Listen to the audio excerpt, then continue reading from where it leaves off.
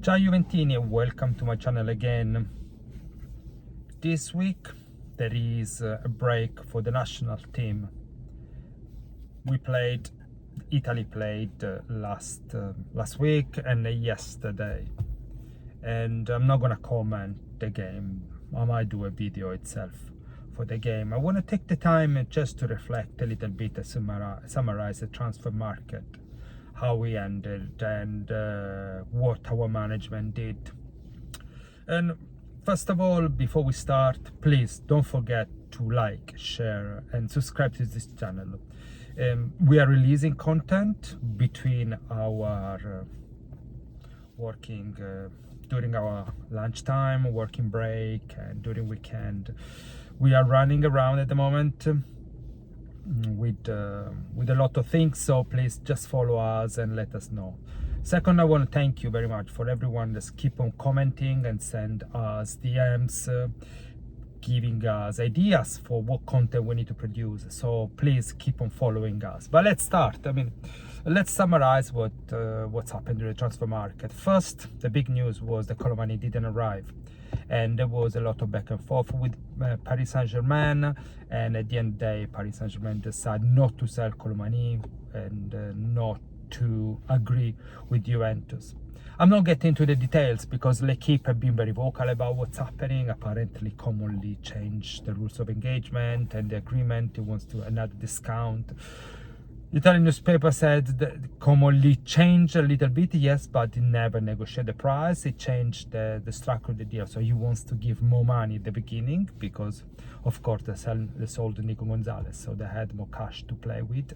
They sold Savona, so they had cash in order, because we have the financial fair play next year. You want the purchase of Colomani be less impactful on the balance sheet next year. That's what to say. We'll never know the truth. The truth is only that. What I want to highlight and just keep on commenting is about commonly methodology and commonly behavior. So if you remember, and again, I grew up in the 90s and with Luciano Moggi, Giraudo, Bettega, and etc. And what was good of the Juventus, beside the football, the players and the manager, Lippi, Inzaghi, Del Piero, and Zidane, Vialli, etc, etc, etc. What was good, there was the management team, and someone that everyone knows or everyone remember was Luciano Moggi. Luciano Moggi was ruthless and really repositioned Juventus what is supposed to be. Was very strong, very convinced about his action, and he was a very good negotiator, and he worked out from so many deals because it didn't turn up in the way they supposed to turn up. It wasn't and he always said Juventus has to be Juventus, has to impose the way of working. It doesn't need to bend in front of other people accept. That's what's happened in the past. So what I like of commonly is this ruthlessness. So he went there, he negotiated. Paris Saint-Germain, that's my condition, that's what I want. If you agree, it's okay. If you disagree, I'm happy to walk out or to change. And for Juventus, there was a better deal to be made. And again, I'm not disputing on the price, on the method and the payment issue, the payment situation. He said, listen, that's what I want because it's the best thing for Juventus. And that's very good. I mean, we never had such a strong director of sport or general manager since Moggi that was able to go back and establish and force his way of thinking. What does it mean? That brings Juventus, reposition Juventus into the top club that are dictating the market, not receiving the market. So that is very important. If you remember in the past, I mentioned, and I did a video about Covolli, so if you have time, please watch it. What I like of him is changing completely the narrative. He repositioning Juventus, one positive narrative, honesty, and one common thread. Juventus needs to go back where it belongs to.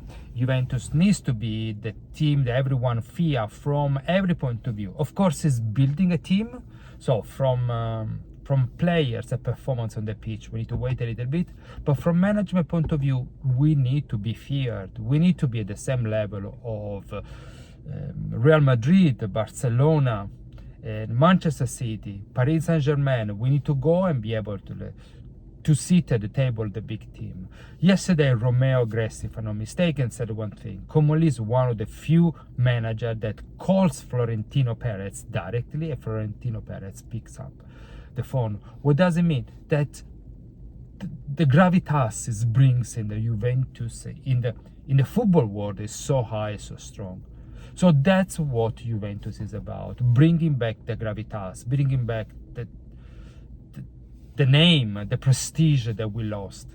I mean, Manchester United, despite the very bad results on the pitch, is still carry the prestige, is still carry the importance around the world. And that's what Juventus needs to do it, and that's what Comolli is doing back. So I feel sorry for Colomani. I like the guy, I like the players. He was a very good professional. But I think Comolli, from that point of, only from Juventus point of view, he did a great thing. He negotiated away and sent a message to everyone in Europe. Now you don't pay around with us. You just respect us. You sit, and we have a really serious conversation. And of course, after that, he bought 2 new players from France. Why from France? Maybe he has the best contact. He can make a better deal with maybe different kind of clubs. I don't know. I mean, he's a French. Definitely, he has a lot of contact in France. And 2 good players, I wouldn't say. I don't think to a Colomani level. But again, we are building a bench. Now we are building a very strong bench, and we are building something that we didn't have last year. So I would say welcome Comolli. Thank you for making this work. And there was a last comment. I mean, that's I heard yesterday. Comolli decided to spend the weekend, instead of taking a break, to go to Harvard to do an executive MBA.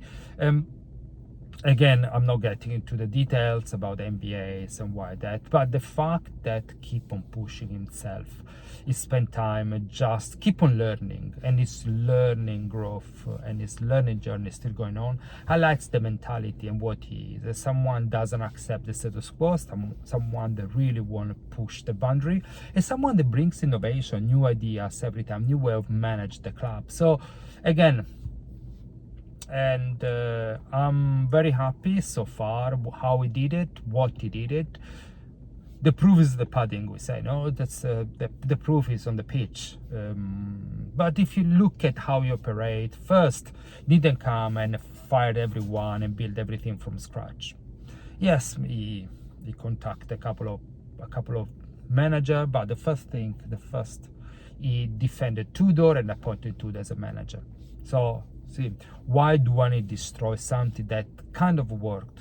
The second step we did, I said, okay, Tudor, let me know what I need to give you, and to win or establish yourself or make really a decent championship. So Tudor came back with his to-do list, and he tried to support the manager. Third, it's always supporting the manager, and he create a common thread of communication between the manager, the players, and everyone else.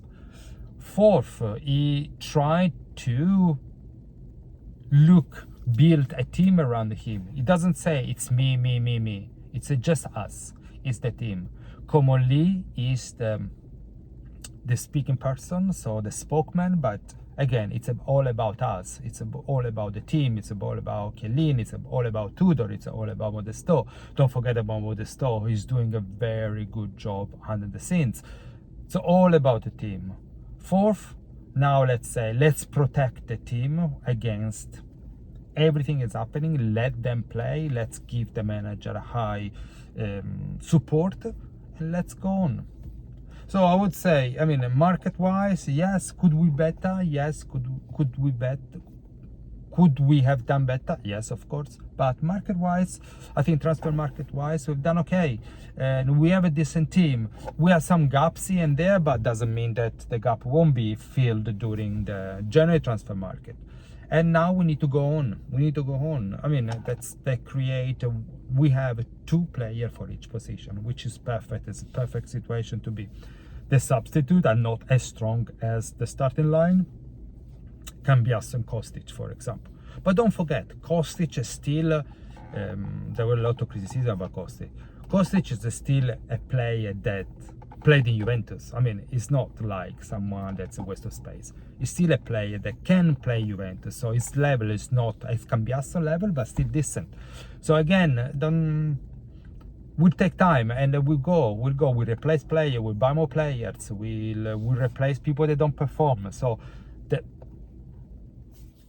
the motion, everything is emotion, and everything is happening for a reason. So I'm very happy with Comolli, with the new management, and hopefully financially we won't have any problem next year for the financial fair play. And hopefully we win some trophies, a Coppa Italia. We arrive to Champions League. We arrive as far as to Champions League position early during the season, not last game. And we arrive as far as we can in the Champions League, quarterfinal, perhaps semi-finals, perhaps, we don't know. So we want to get satisfied by this team, satisfied by the players, and satisfied and enjoy watching Juventus. Thank you so much, guys. It was just a strange video, a video reflection, and let me know what you think. Let me know, comment below, like and share this video. Please subscribe to this channel. It means a lot to us. Thank you so much, and I hope to see you soon. Bye bye.